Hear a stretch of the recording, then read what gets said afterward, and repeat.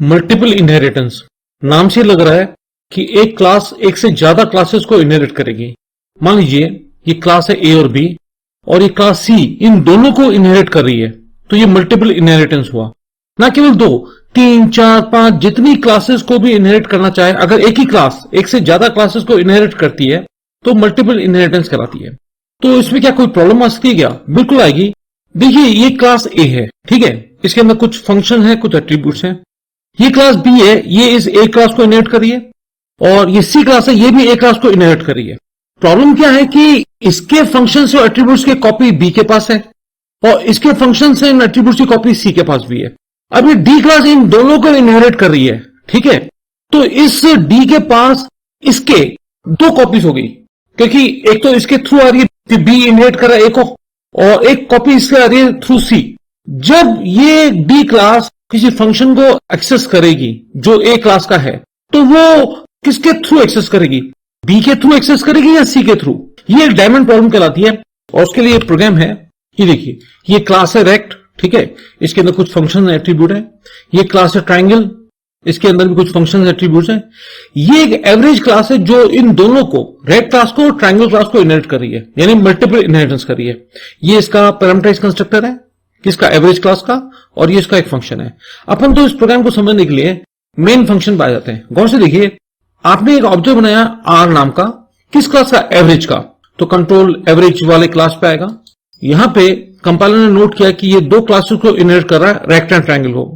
अच्छा, यहां पे आर्ग्यूमेंट कितने हैं? एक भी नहीं। तो फिर कंपाइलर एक डिफॉल्ट कंस्ट्रक्टर ढूंढेगा एवरेज क्लास के अंदर, और ये रहा डिफॉल्ट कंस्ट्रक्टर। मैं मान के चलता हूं कि आपने मेरे पिछले लेक्चर्स देख लिए, जिसमें मैंने classes, default constructor, parameterized constructor समझाया है। अगर आपने वो लेक्चर नहीं देखे तो मैं डिस्क्रिप्शन बॉक्स में पूरी प्लेलिस्ट दे रहा हूं, उसका लिंक दे रहा हूं, आप सारे वीडियोस देख सकते हैं।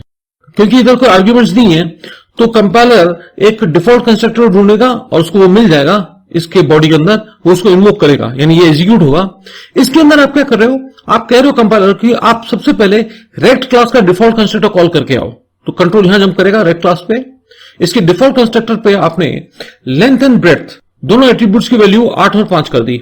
अब अंडरस्टूड, ये लेंथ एंड ब्रेड्थ किसके एट्रीब्यूट माने जाएंगे? जो ऑब्जेक्ट बन रहा है। कौन सा? आर ऑब्जेक्ट बन रहा है, ठीक है ना।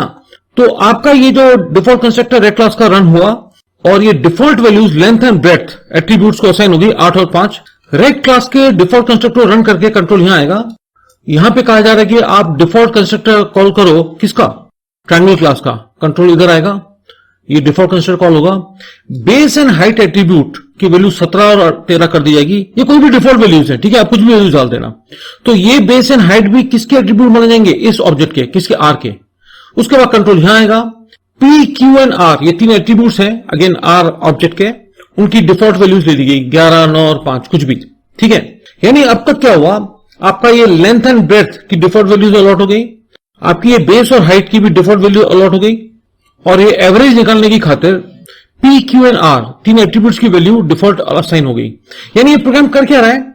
ये area of rectangle, area of triangle और एवरेज ऑफ 3 वैल्यूज निकालेगा थ्रू मल्टीपल इनहेरिटेंस, जिसमें रेक्ट क्लास और ट्रायंगल क्लास को ये एवरेज क्लास इनहेरिट कर रही है, ठीक है ना। एंड ऑब्वियसली एवरेज क्लास का जो ऑब्जेक्ट है वो रेक्ट क्लास के फंक्शन को भी कॉल कर सकता है, ट्रायंगल क्लास के भी एट्रीब्यूट्स ऑफ फंक्शन को कॉल कर सकता है।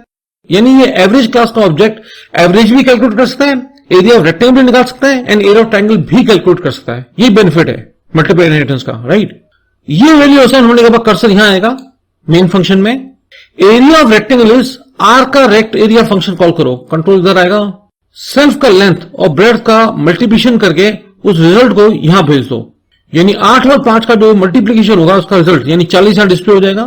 Area of triangle is, cursor आएगा टीआरजी एरिया पे, half into base into height. Base और हाइट आपका 17 और 13 थे, यानी ये जो एक्सप्रेशन है हाफ इंटू 17 इंटू 13 का जो रिजल्ट आएगा वो यहां आके डिस्प्ले हो जाएगा।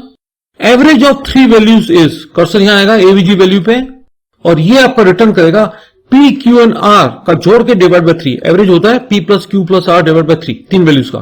तो ये मल्टीपल इनहेरिटेंस के प्रोग्राम को हम कॉपी करते हैं और स्पाइडर आईडी में मैं पेस्ट कर रहा हूं और रन करता हूं। ये देखिए, ये है बेनिफिट ऑफ मल्टीपल इनहेरिटेंस। आपने ऑब्जेक्ट आर के जरिए, जो कि एवरेज क्लास का है, एरिया ऑफ रेक्टेंगल भी निकाल दिया जो यहां से कैलकुलेट हुआ, length into breadth, area of triangle भी निकाल दिया इस फॉर्मूले से, half into base into height, और एवरेज ऑफ 3 वैल्यूज तो है ही है, ये रहा। यहां ये जो आंसर आया है बहुत ज्यादा प्रिसाइज वैल्यू आई है। इसको आप 2 प्लेस और डेसिमल्स तक कर सकते हैं, जो हमने पहले सीख लिया था, परसेंटेज 0.2f लिखकर, और यहां पे